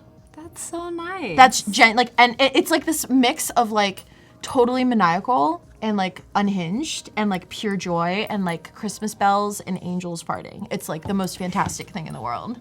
So that's the definition of love. Say that about your husband's laugh. It's true. I've told him that, and I think at first he was like really weirded out, and now he's just kind of like used to it. I can't shock him anymore. Yeah. I'm gonna make a really noisy sound, but I'm gonna lean back because I don't want to blow out anybody's eardrums. This is the sound I make on like a regular basis to my husband. I'm like, and like he's just like, yeah, like does not phased, and he does it back to me, does straight back. He's just like, just wow, like that crazy people. geodesic dome that you live in. It's the dome. Does it echo a lot? So the thing that's I'm just imagining like all these sounds in the dome. You can definitely hear what's going on upstairs because it's lofted. Mm-hmm. You can hear what's going on upstairs, but like you're downstairs and you're like, what is that sound? And like you're looking around like the like kitchen, and then you realize, oh, it's coming from the loft because it bounces around. Oh. So the thing that's really cool about geodesic domes is that they are very energy efficient, and they are very sound efficient. So like we can't really hear anything from the outside, and people can't hear us throwing crazy parties from the inside. Wow. And it's like the perfect mix for the two of us. So the feedback countdown ended, guys, but I'm gonna give you another couple seconds. Take it. Are we gonna have another cool transition? No. There's no transition animation? Can we pretend that there is? Can you like wave your arms?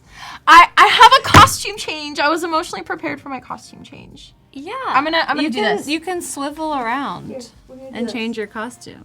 Can you guys see me? No one can see you.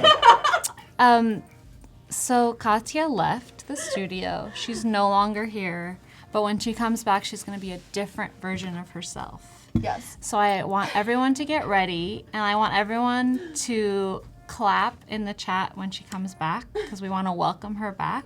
Okay. I'm ready. So all you have to do is say clap when she comes back. Okay, clap. Oh, you're back. Hi. I just really wanted to do this transition. Thank you for humoring me. Oh my gosh. The bunny is here. Yep. This is actually from Disney. You said you were in Tokyo recently? Yeah. This is from Disney Sea. Oh, I heard. Yeah. So I heard that Disney Sea is much better than Disneyland. I've heard that as well. I have to fix it. Oh, thank you. I like flipped my head upside down and I came up like a swamp monster.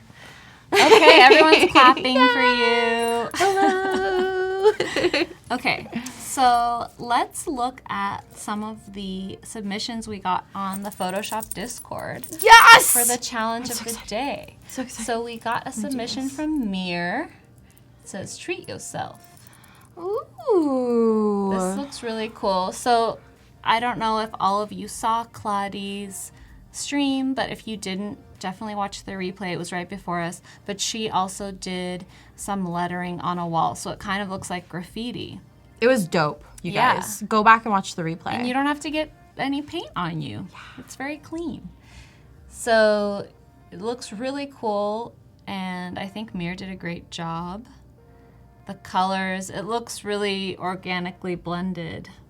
Yeah, I think it definitely, it's giving me very much like something you could see somebody actually buying and putting on the wall. You know what I mean? I think my main concern, if you squint at this, it gets lost because you have these light colors against a light background.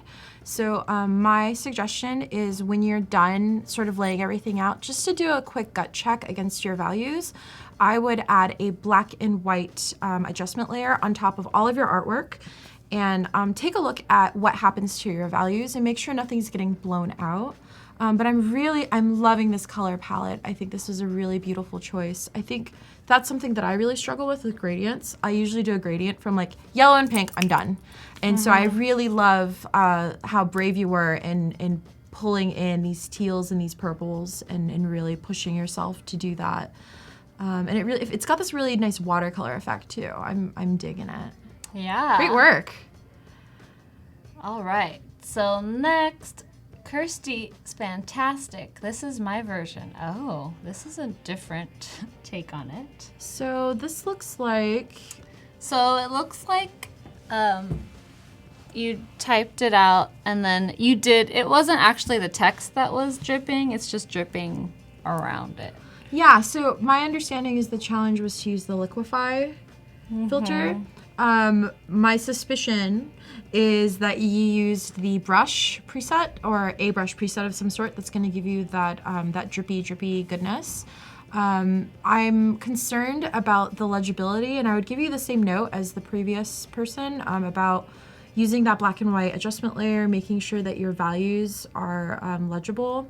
And that you have enough contrast to kind of pick up on what's going on here. Yeah, and try it again and actually make the letters drip. See if that works. Because I know like a lot of you didn't have a lot of time. So keep working on it. And you can keep submitting too. Yeah, resubmit it. For another stream. Quick entry from Lawrence. I love it. That looks good. Too hot. I love that. Too hot and melting. I can definitely see that there's the deformation going on there, right, from the liquify. I do like that you're pushing sort of, you're a typography person. What's it called, like the tips, like where the serif goes? Ascenders. Ascenders and descenders, right? Yeah. I do like that they're exaggerated here. I think that was a good call. Same note as the last person. Make sure that you're looking at your values here, because if you squint, I'm getting a little bit of noise from that brick layer. I would maybe take the brick layer's levels down just a little bit, and maybe even do another, like duplicate this too hot layer and maybe do like an opacity, do multiply just so that it reads a little bit stronger. Yeah, because you've done some it could really pop more. Yeah, the shape, the language here is really lovely, and I want to see more of it. Cool, good job, Lawrence. Penguins! Okay, so it looks like this is a picture. Was the penguin added or was it already in the picture? I'm not sure. It's kind of hard to tell. And then here, this DCC lettering. I think has you an have effect. a career ahead of you in doing matte painting. Matte painting is a very, very unsung part of the special effects community. We are, in fact, in front of a green screen now.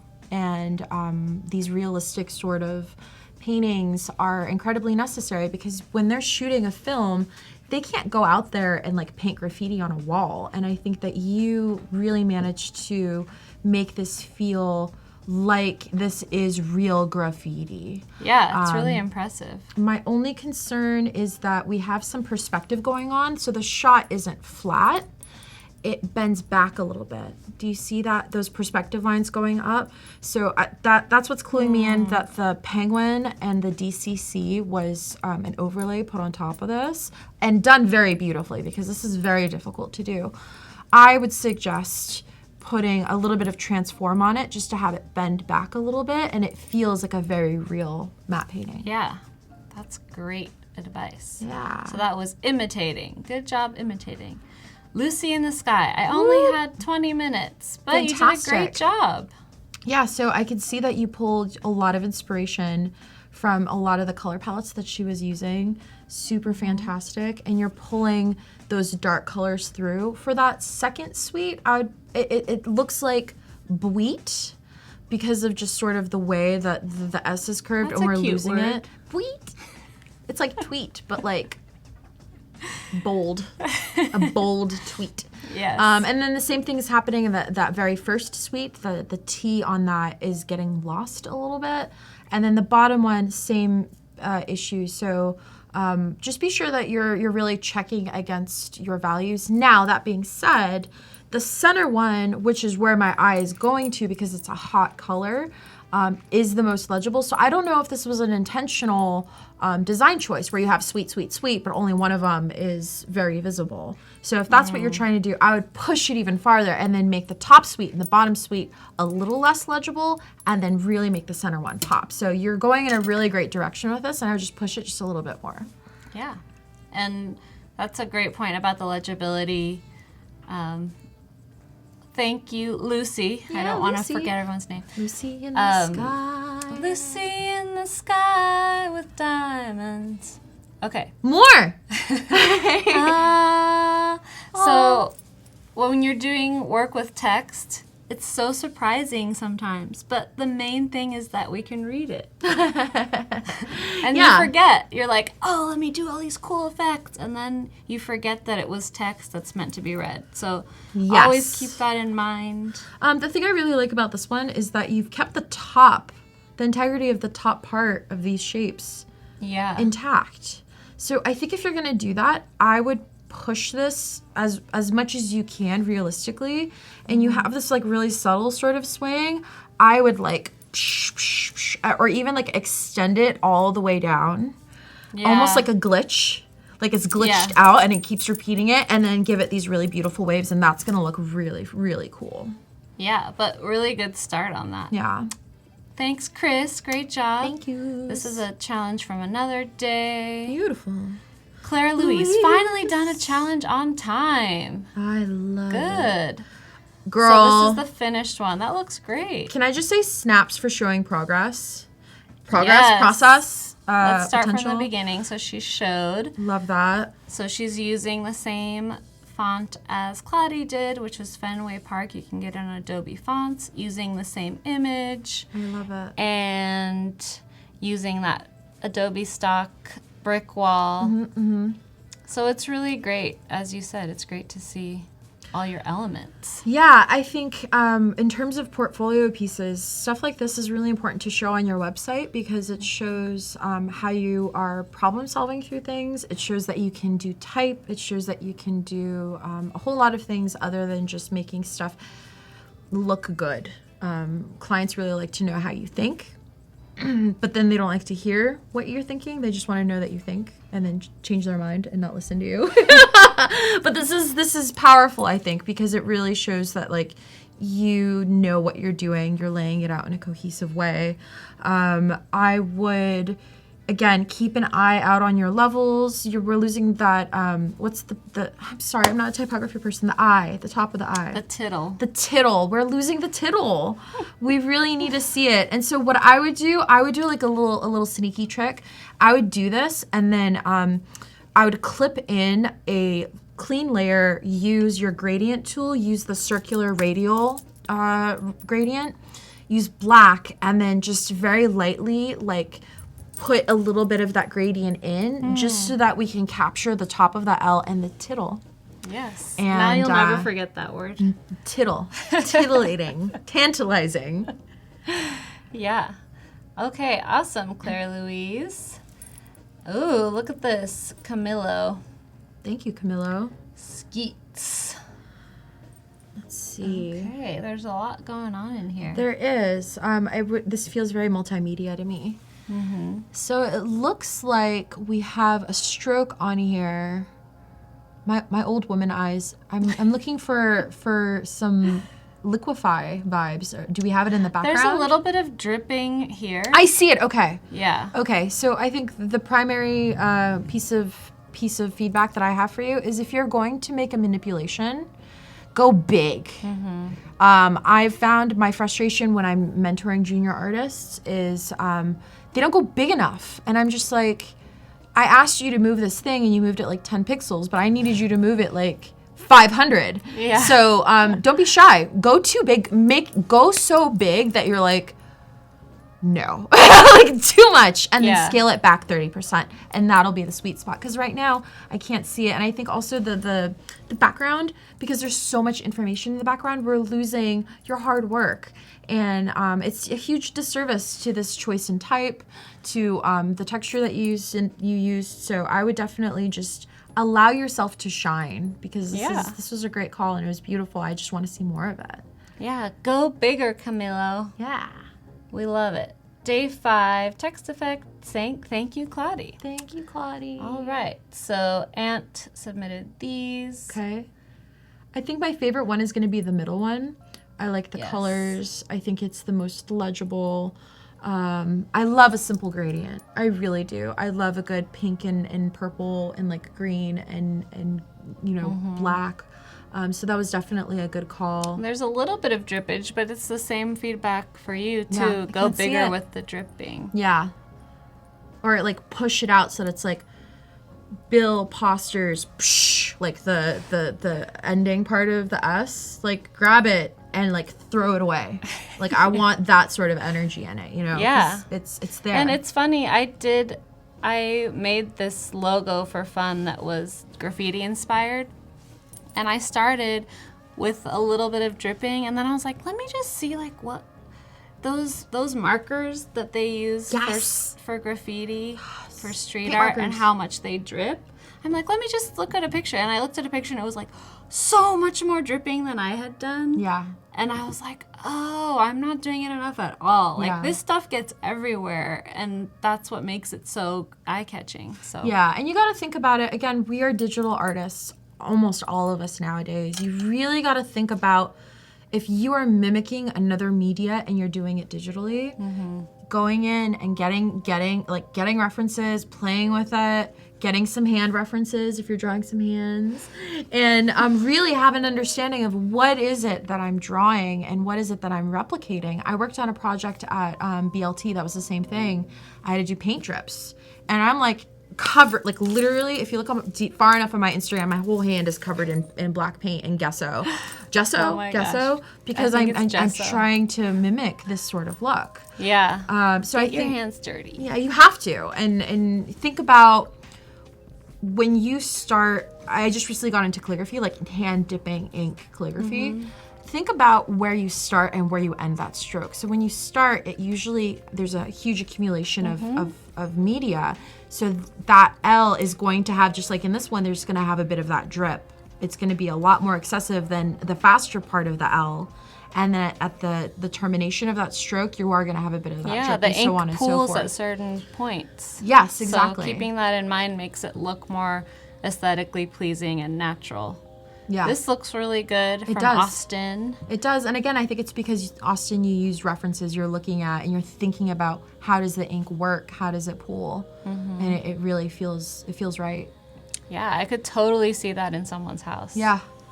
This is from yesterday. Okay, and then we have this one from Aurelia. That looks really cool. I love all the colors that you used. This is like something out of Seoul. Seoul, Seoul, Korea, South Korea. I really love. Seoul. Did I say it backwards? I think I'm dyslexic. You said it close. similarly. I pronounced it correctly. Yes.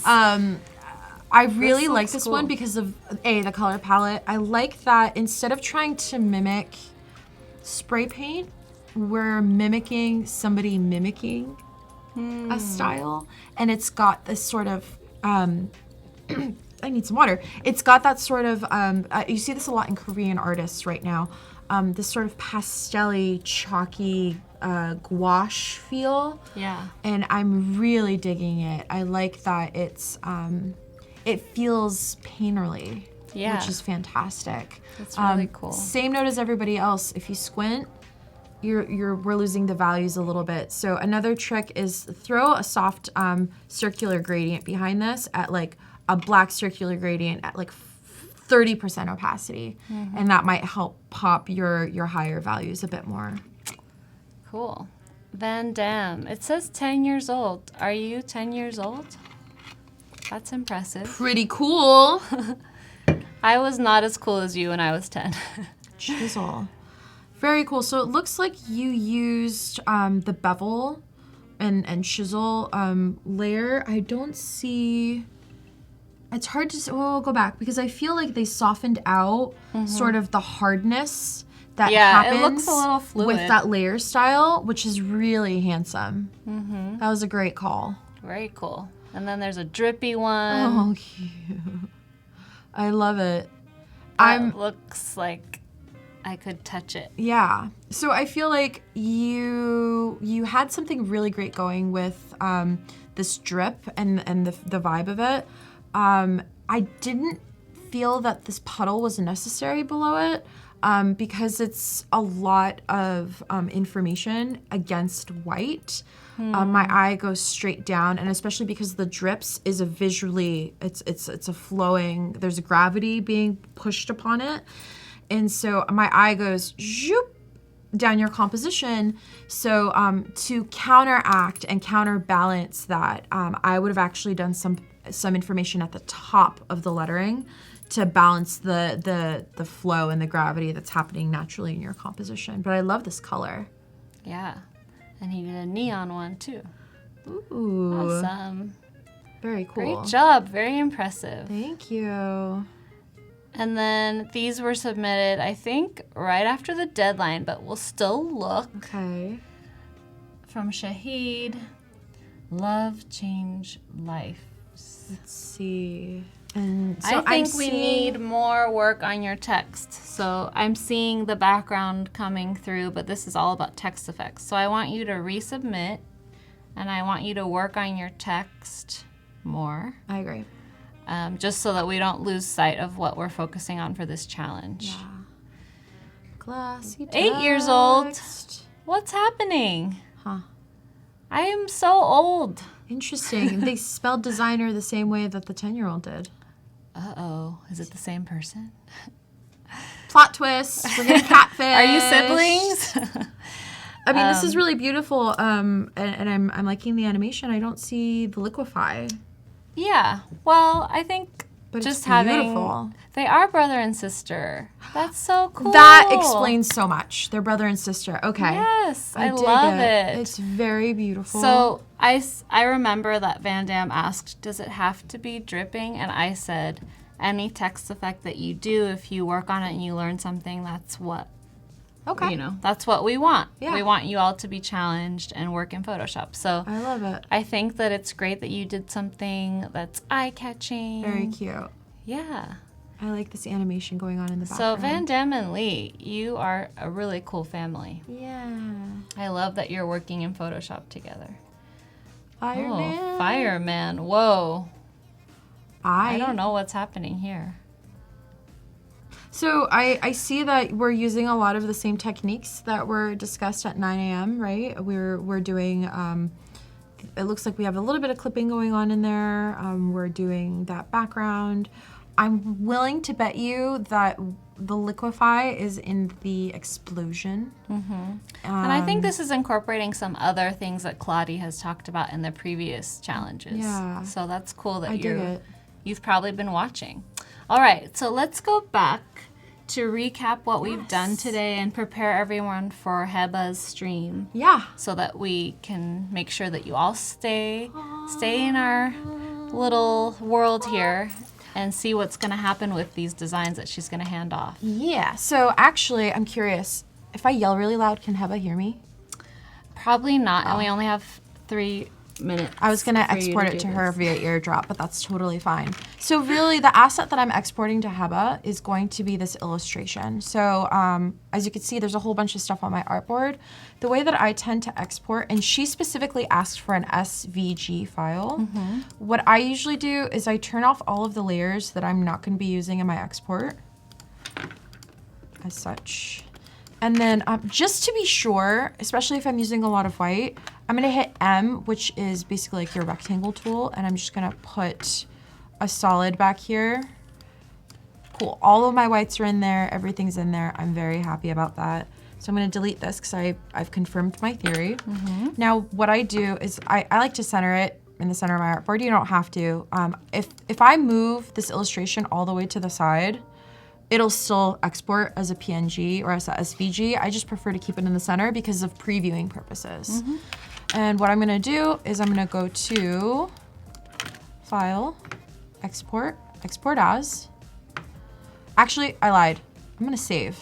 I can't tell you how many times files have crashed on me trying to export. Oh, and then you lose it? And the whole point of me exporting is that I'm trying to save it. So always save. Save more than you need to. So, okay, File, Export, Export As.